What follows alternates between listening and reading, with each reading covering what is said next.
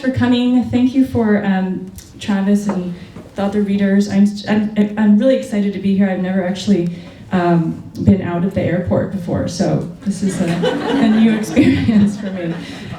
Okay, so I'm going to have my timer here so I don't go too long. So I'm just so you have a roadmap, I'm going to read from my books. I'm going to read from The Boss, and I'll read from Barbie Chang, which is not out yet.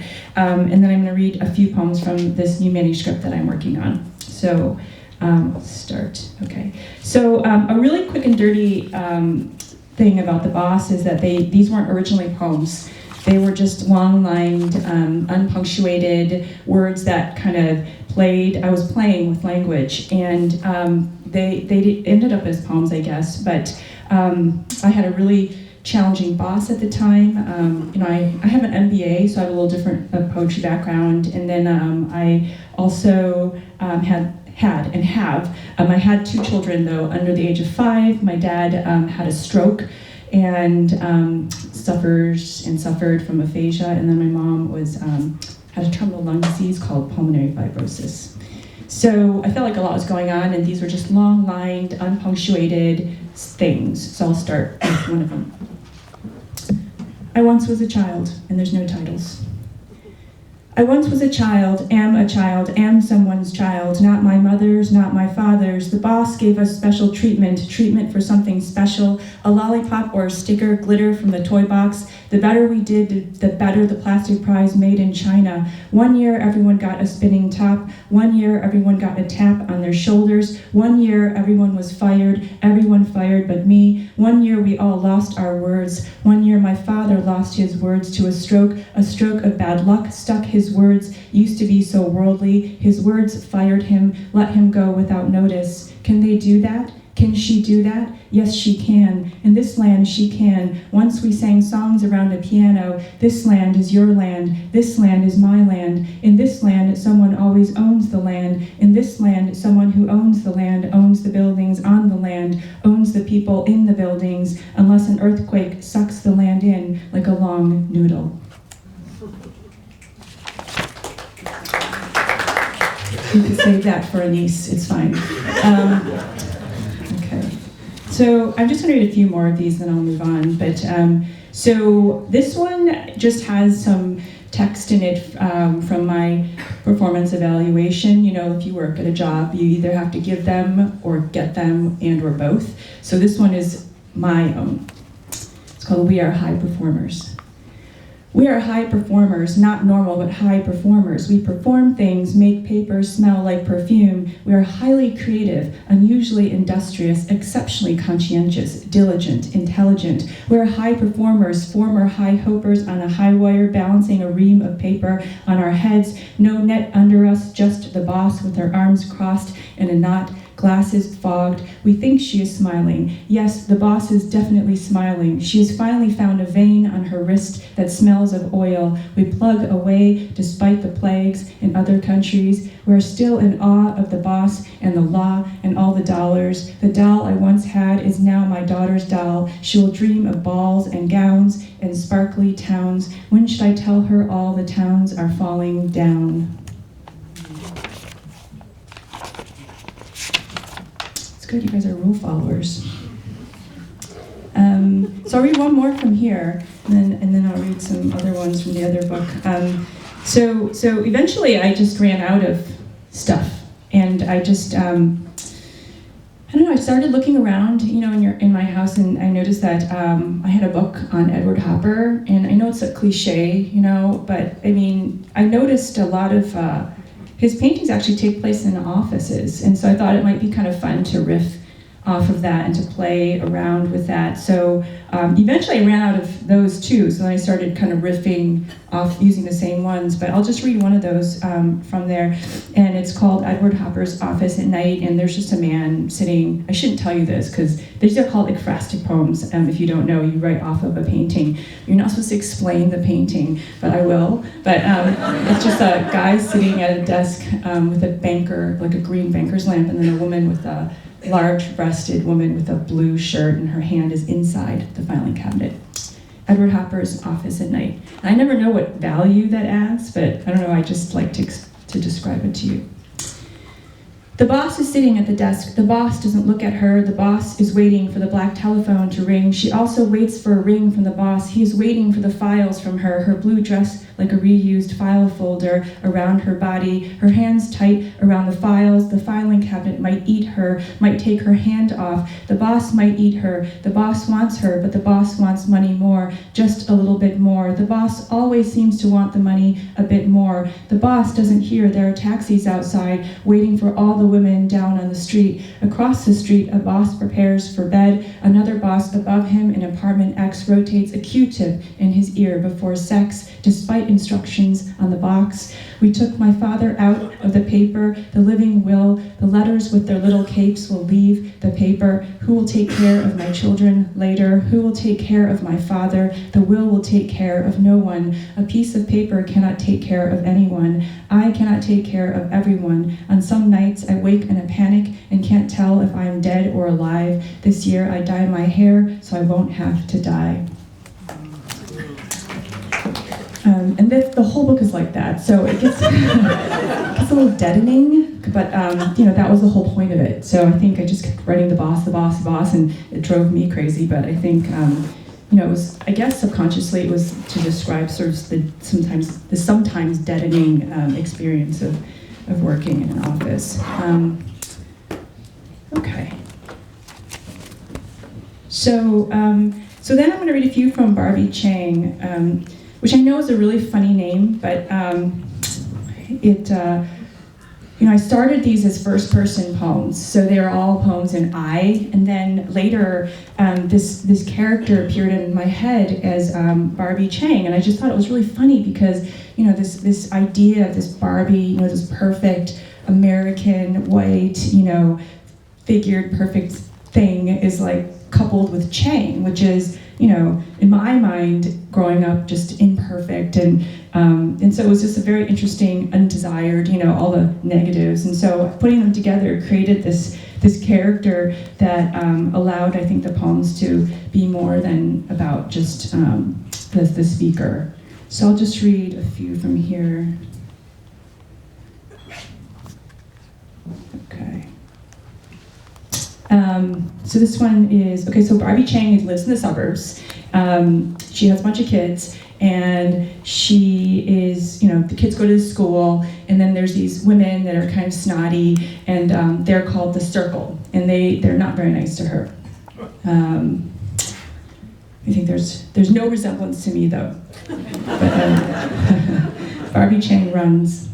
Barbie Chang runs on a treadmill, pinches her nose to see what her mother's breathing feels like. There's a name for it, pulmonary fibrosis, but it is simply called suffocating, simply called dying, die, will die.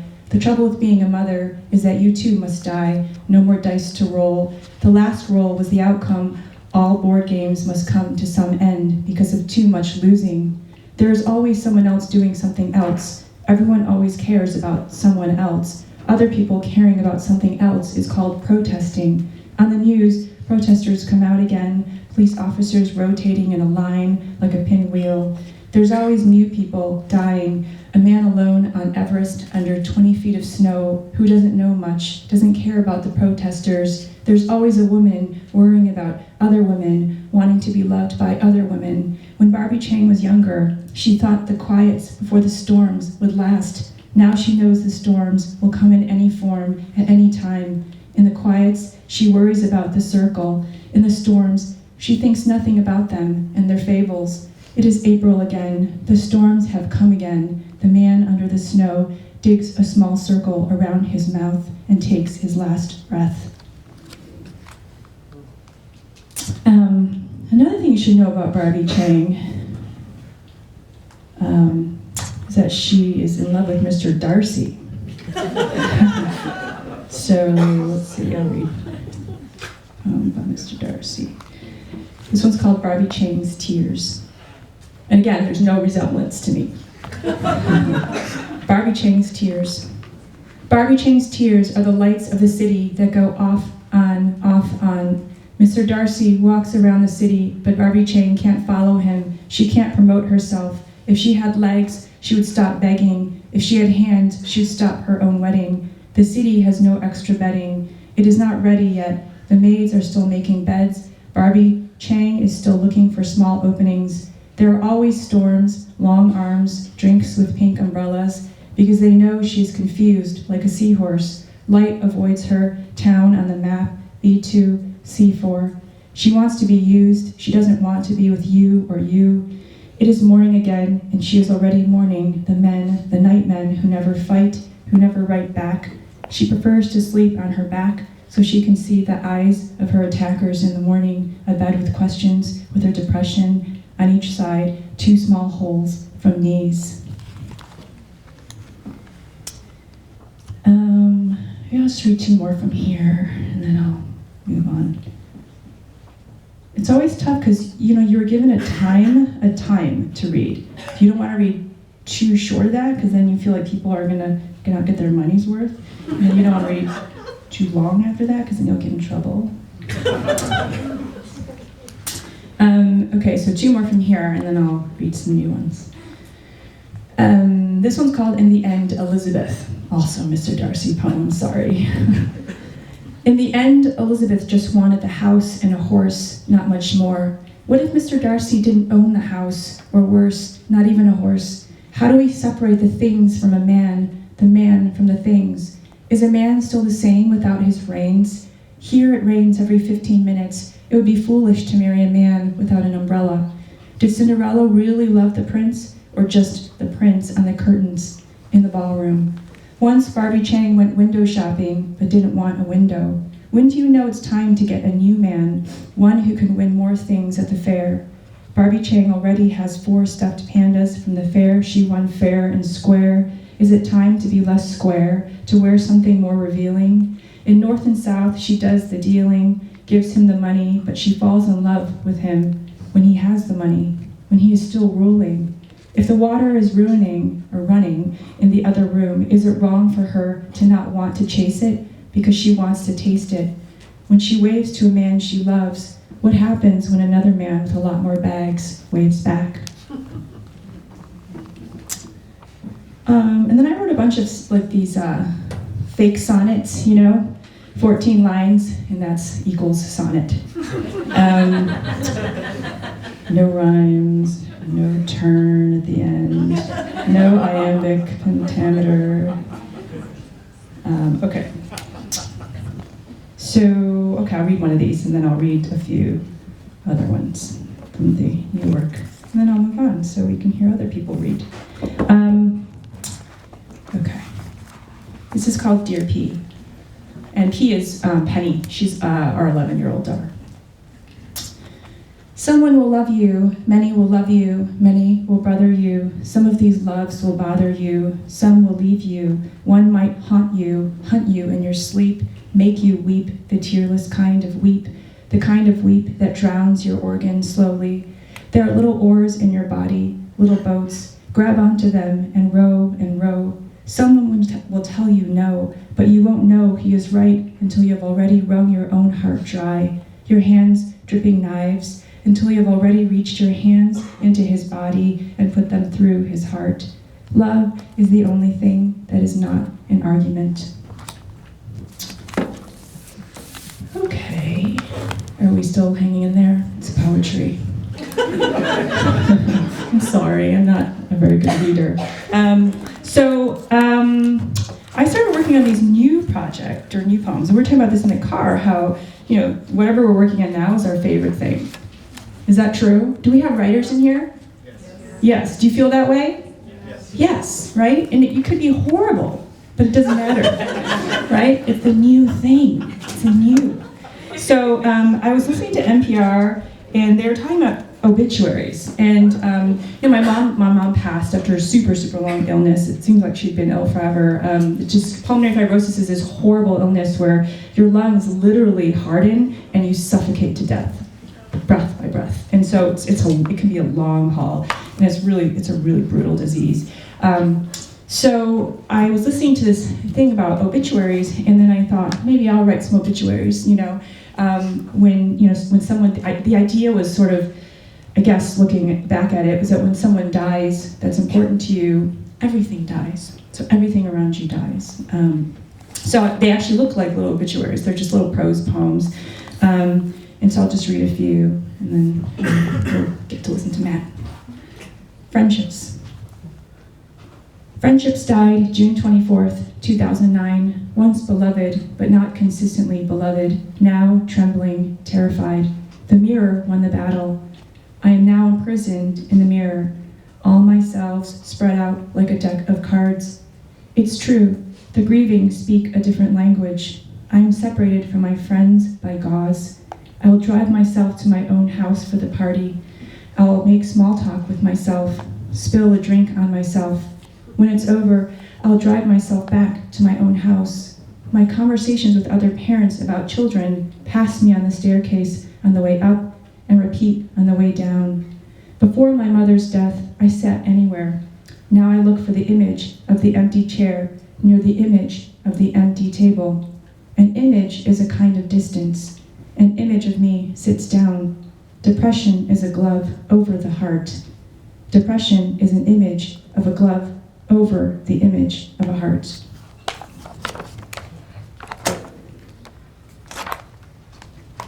Memory. Memory died August 3rd, 2015. The death was not sudden, but slowly over a decade.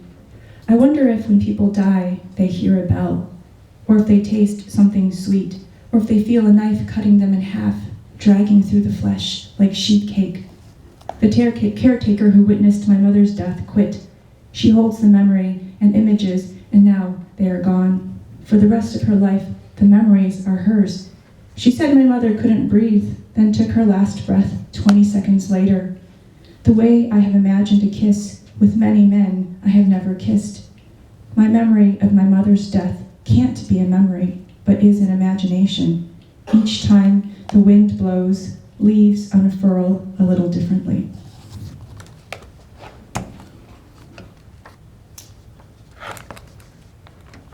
Music. Music died on August 7th, 2015. I made a video with old pictures and music for the funeral. I picked Hallelujah and a cappella because they weren't really singing, but actually crying. When my children came into the room, I pretended I was writing. Instead, I was looking at my mother's old photos, the fabric patterns on all her shirts, the way she held her hands together at the front of her body. In each picture, the small brown purse that now sits under my table. At the funeral, my brother-in-law kept turning the music down. When he wasn't looking, I turned the music up because I wanted these people to feel what I felt. When I wasn't looking, he turned it down again. At the end of the day, someone took the monitor and speakers away, but the feeling was still there. This was my first understanding of grief. I don't really like my brother-in-law. That's just one example of why I don't like him. I'll read two more, and then we'll be done. Sorry, these are not uplifting poems. Grief. Grief, as I knew it, died many times. It died trying to reunite with other lesser deaths. Each morning, I laid out my children's clothing to cover their grief. The grief remains, but is changed by what it is covered with. A picture of oblivion is not the same as oblivion. My grief is not the same as my pain. My mother was a mathematician, so I tried to calculate my grief. My father was an engineer, so I tried to build a box around my grief, along with a small wooden bed that grief could lie down on. The texts kept interrupting my grief, forcing me to speak about nothing. If you cut out a rectangle of a perfectly blue sky, no clouds, no wind, no birds, frame it with a blue frame, place it face up on the floor of an empty museum with an open atrium to the sky, that is grief. Last one. Who's happier, you or me? Okay. Thanks again. I so appreciate it. If you've never been to a poetry reading or haven't read poetry before, I hope we can convert you to be one of us crazy people. This is called The Blue Dress. The blue dress died on August 6, 2015, along with the little blue flowers, all silent. Once the petals looked up, now small pieces of dust. I wonder whether they burned the dress or just the body. I wonder who lifted her up into the fire. I wonder if her hair brushed his cheek before it grew into a bonfire. I wonder what sound the body made as it burned. They dyed her hair for the funeral, too black. She looked like a comic character. I waited for the next comic panel to see the speech bubble and what she might say, to see what would happen. But her words never came, and we were left with the stillness of blown glass, the irreversibility of rain, and millions of little blue flowers. Imagination is having to live in a dead person's future. Grief is wearing a dead person's dress forever. Thank you.